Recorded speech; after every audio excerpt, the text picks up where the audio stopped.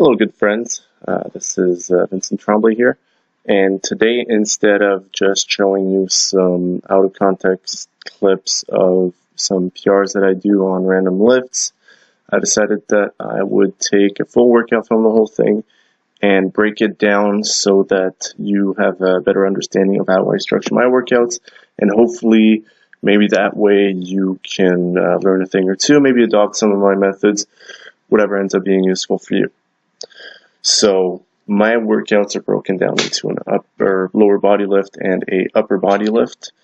Again, the two workouts are split up between a squat variation and a press variation and a deadlift variation and a bench press variation. So today's workout, we're looking at the squat and press variation.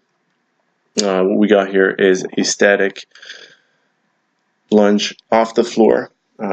Now, the reason I'm using this exercise is because it's a unilateral movement that I can easily overload, and balance isn't going to be a limiting factor, at least less so than, let's say, like a pistol squat or a Bulgarian split squat or something like that.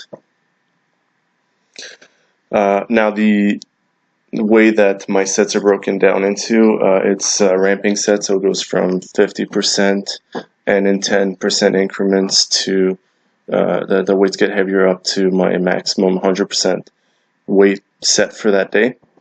The reps get lower and lower until I hit my 1 rep max at 100%. Now, that's a standard sort of warm-up protocol I use for every single workout I've done ever since I've been sort of programming my lifts. The nice thing about using that percentage based off of my 1 rep max instead of the training max, in this case they just happen to be both, is that at the same time I do get some work volume. Okay, so it's a good way to get a little bit of volume in. Okay, that way, maybe indirectly I get a little bit of hypertrophy work from it, and I'm building strength while I'm warming up. The other nice thing about this too, as far as having sort of a pretty good warm-up, is that as the weights are getting heavier, that's when you're able to see where you're going to run into some issues with your lifts. And so even though the balance is supposed to be a little bit easier on like a static lunge as opposed to a Bulgarian split squat or something like that, I did notice that that would end up being one of my issues as I was ramping up to my main set, as you'll be able to see shortly.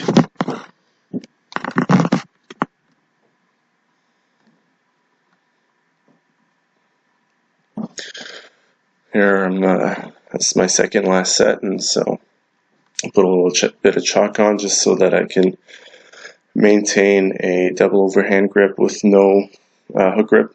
Just try to get some grip work in there while I'm doing training, so I don't have to do any extra work for that. Okay, and what happened there is that I changed my footing as opposed to all the other sets. Kind of tripped myself up, and then I had to do a little bit of a sidestep there. I don't know why I did that. I think I maybe got in my head a little bit.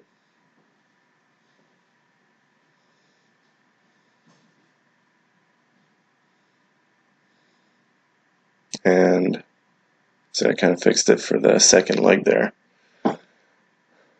Fortunately, I did get the lift, but as you can tell there, I did the exact same mistake on the top set there. Lost my footing again and scared my cat, poor guy.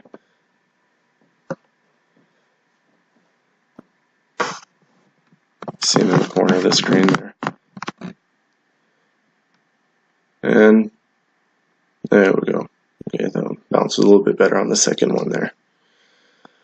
Next up, we've got the upper body lift, a vertical press variation. The rep range is the exact same thing. Again, I don't try to mix that up too much, right? I like to be able to know exactly what I'm going to do without having to spend tons of time trying to, input things into a calculator and figure out, what week I'm on and is it a deload week and all of that. So here we've got the kneeling clean and press, and this is a variation I'm using in part to develop explosive strength in a short burst type of fashion. The real reason, really, though, is that my ceilings are too low for me to be able to do some standing presses.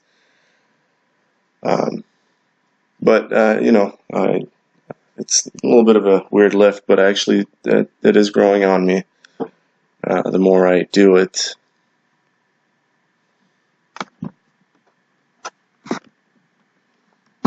See, the trick is to kind of use that momentum. So as I push the bar towards me, I ram it into my hip, and then I was able to use my hip to clean the bar up to my shoulders. Like what you would do with standing clean and jerk, right? You get that point of contact right on your hip, and then you cleaned it up like anything else. And so I was able to use that cue for my top set to get a little bit more power out there.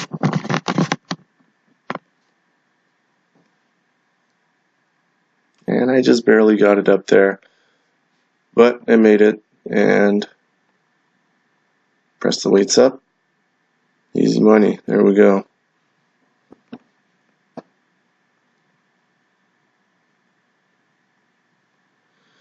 And finally, the last thing I do before going to bed is I do my accessory lifts. Those are really just essentially bodybuilding movements. I use them to just make sure that I'm not having any imbalances with my body. So here I'm working on the rear delts just to make sure my shoulder girdle is nice and healthy.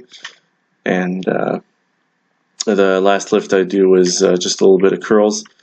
Again, just to make sure I've got some, just to make sure my elbows stay nice and healthy. But that's my workout. That's how I structure all of my workouts 6 days a week just before bed. Super easy. If you like the video, make sure you like it. If you like the content, subscribe, please. And if you have any questions, just leave them in the comments below, and I will make sure to answer everything that you have. Thanks, and have a great day.